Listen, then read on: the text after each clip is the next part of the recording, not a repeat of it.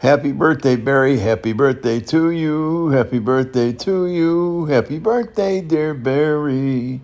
Happy birthday to you. I think you're still in Oak Park, but I'm not sure. So your kids didn't tell me, Aaron and Sherry. My wife's name was Sharon, by the way. So this is one of those days that, you know what, a Friday for the coming up on a weekend. And I was having a conversation with people last night at dinner about where is everybody today. And it's a lot easier to name those who are still walking and breathing than it is those who are not. Because, man, we have really had a streak of people passing on to the next ballpark in the sky. When you start thinking about the guys, and some of the guys who died so early, Norm Cash, I think, died at 46 in an accident. Dick McCullough had died from Alzheimer's. Bill Freehan died from Alzheimer's. Daryl Patterson has Alzheimer's. Our guys have been ruined. I call them my guys because they were so good to me for so many years. I mean, they scored runs, they made plays, they made double plays, which I was never known for because I was a high ball pitcher. But man, we had some club. When you think about Bill Freehan, a 12-time All-Star, 12 times, and not in the Hall of Fame is unforgivable. I mean, and they're putting guys in that may qualify. Bill Freehan is not a may. Bill Freehan, 12 times and not in the Hall of Fame? I mean, that's nuts. Just absolutely nuts. I mean, why can't they put an extra guy in? He certainly deserves it. And he died of Alzheimer's too, by the way. That seemed to be rampant with that ball club eventually over the years. A lot of guys did very well business-wise from the 68 club, led by Mr. Tiger, Mr. Kaline, who about, year and a half ago passed away. Then you've got Mickey Stanley, who looks like he can still play. John Hiller, who looks like he can still play. And then we've got, who else? Willie. Willie's walking around. He's had a number of back operations. And then right field, we had Gates Brown besides Kaline, Mickey Stanley, and then Jim Northrup, who was a hell of a player. If Kaline was not in right field with the Detroit Tigers for those years, Northrup would have been a superstar. He just did not and was not able to get in the lineup every day. He really became the left-handed hitter was going to have to hit off right-handed pitchers. For the most of his career, he did too, and killed them. I mean, he just killed right-handers. And then, of course, you had Gates. I think not even arguably the best pinch hitter in the history of Major League Baseball. The guy just lived for the 7th, 8th, and 9th inning. So did Kaline, by the way. Kaline loved that stardom in the 7th, 8th, and 9th inning. Not precociously, but he knew what he had to do when it was time to do it. I mean, he was the best clutch hitter I ever saw in my career. He really was. And I'm not saying it because I played with him, because a lot of people have had difficulties with Al over the years. I certainly didn't. I enjoyed playing with him, and he gave 100% every time he went to the outfield. And so that's basically where the ball club is today. Anybody I didn't mention is not with us. Well, I just remembered one. Dick Tracewski. They used to call Dick Tracewski. This is how they introduced Dick. Here's Dick Tracewski, everybody. Telephone, telegraph, teledick. So that's what his job was. He was the guy who was reporting to Jim Campbell all the time about what was going on in the clubhouse, what people were saying or saying about Campbell, although Campbell remained aloof from everybody. And somehow, some way, Jim Campbell, who I think was the best general manager I ever played for, he was tough, really, really tough, but you always knew where you stood. He never would lie to you. He'd tell you the truth right to your face. If you were getting traded or if he was trying to trade you, he really, really was serious about it.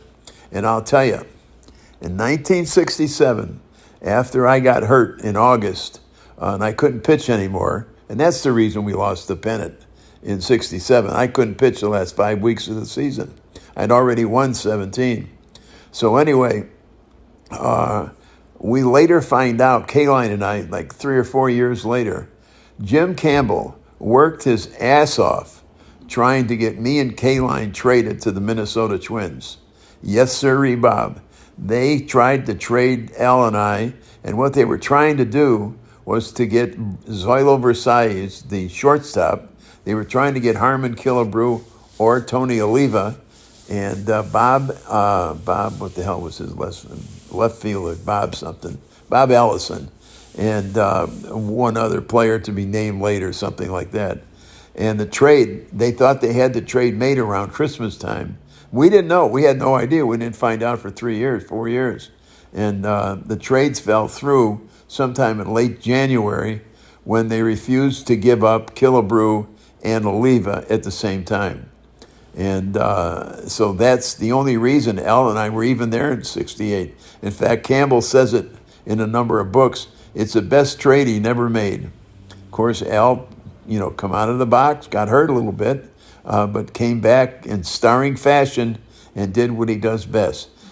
Hit, run, play right field. Nobody in the world, in the history of the game, ever played right field better than Al Kaline.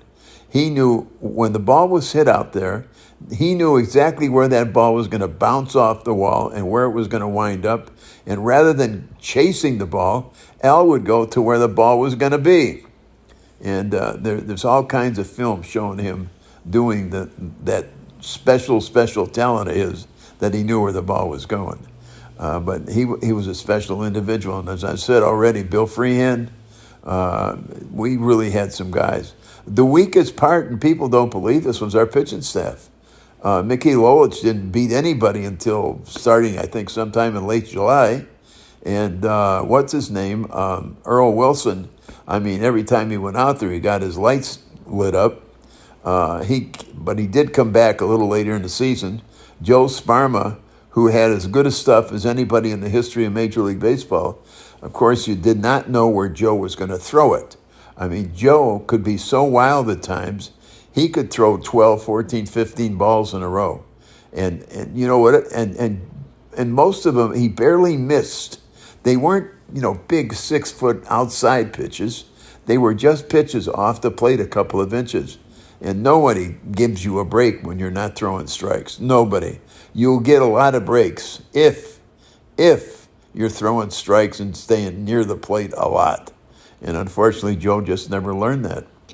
But we had a hell of a club. We should have won it in '69, except for the Baltimore Orioles. They win something like 118, 117 games. I mean, we won over 100 games in '69. But we had a good club, a really solid club. And the reason why it was because of Mayo Smith. Mayo Smith was a great manager. Yeah, he perked a little bit with his booze. But you know what? That was the drug of choice back then. Booze was pretty prominent no matter where you went there, whether it was a restaurant or somebody's home. That was in at that time. And then, of course, they got into harder things in the late 70s and early 80s. The word starts with a C.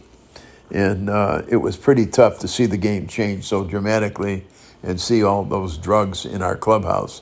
Because we had a ton in our club. A ton. I mean, it was just nasty in that clubhouse. I'm not going to name names, but it was pretty dramatically in that clubhouse in more ways than one. And Mayo Smith, he kind of was a Southern boy, Southern gentleman. And I'll just tell you a story that this points out Mayo. We were playing the Baltimore Orioles. The first guy up got a base hit, a little infield hit. I walked the second guy and hit the third guy. Bases loaded, nobody out. First inning in Detroit, 50,000 people. We only had a 2-game lead at that time. And we got about 50,000 people in the ballpark.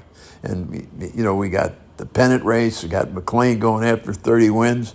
We're doing all these great things for the city of Detroit, especially because we're on the rebound from the riots in '67. So we really needed to be good to keep that pressure down, and good we were.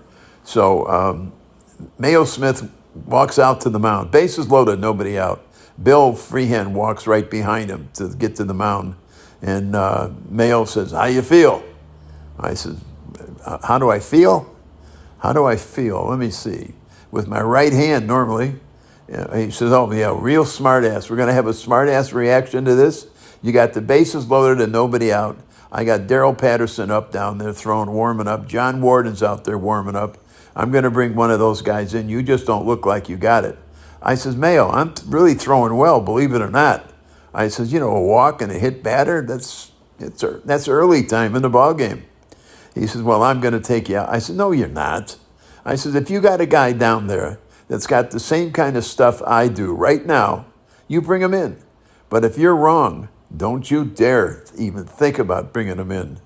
And he looked at me again and he says, I'm tired of this. Every time I come out here, you talk me out of it.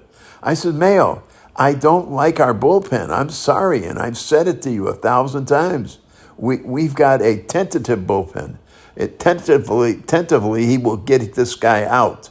Tentatively, he will throw a double play pitch. But everything was tentative. Everything was on the come. And listen, in Major League Baseball, if you're going to play on the come, you're in a lot of trouble. You better play with talent. So he kicks the dirt a little bit, picks up the rosin bag. He says, give me the ball. I said, I'm not giving you the ball.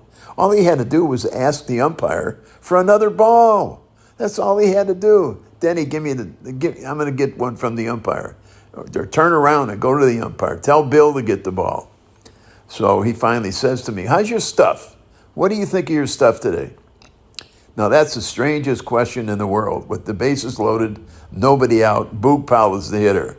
Lo and behold, he asked me how my stuff is. I said, come on, Leo, please. And he looked at Freehand. He says, listen, Bill, I want the truth and nothing but the truth. Boy, I was going to hear that a lot later on in my life. And he says, nothing but the truth and all of the truth. I said, okay, what's the question? He says, are you sure? I said, ask Bill. So he turns to Bill and he says, Bill, how's this stuff today? Tell me the truth, Bill. I need the truth. He says, how the goddamn would I know? I haven't caught a pitch yet. See the humor that goes along with a major league ball game? Hey, listen, half the time, if you got a lead after the 5th or 6th inning and you're on the road and you see guys having talks on the mound, half the time they're talking about where they're going to go after the game if we're on the road. Honest to God. Cash come up to me 1,000 times, I swear to you, and said, where are we going after the game, especially if it was a night game. I mean, that's the silly things, but that was that nature of that ball club. They were so loose, and Cash and Gates Brown were the two guys that really kept us loose, and so did Pat Dobson. Dobson was a funny man, too, but we had a bunch of characters on that team. Well, by the way, I should finish the story. By the time Mayo got back to the dugout, I had thrown the next pitch right where I wanted to, right down the middle. I did not want to throw the ball down the middle to do Boog Powell. He hit a line drive right back to me. I caught it about right here, waist high. You know what that means, don't you? Challenging your manhood. Thank God I caught it, because I never wore a cup. That's too much information. So I never wore a cup. Lo and behold, I throw to second base for second out. Ray Euler throws to first base for the third out. We're out of the inning, no runs scored, and that's it. And we won the ball game. I think it was 7-3 final score. So hey, you got to start the game off and make it exciting. Well, listen, Aaron and Sherry did a great thing for you today, and I hope you really enjoy your birthday. I hope they can sing better than I can. And, get down to the ballpark and ask for me if I'm around. I'd love to meet you if you guys come down to the ballpark. Take care, stay healthy, wealthy, and wise, and please, more than anything else, stay safe. Take care. Happy birthday.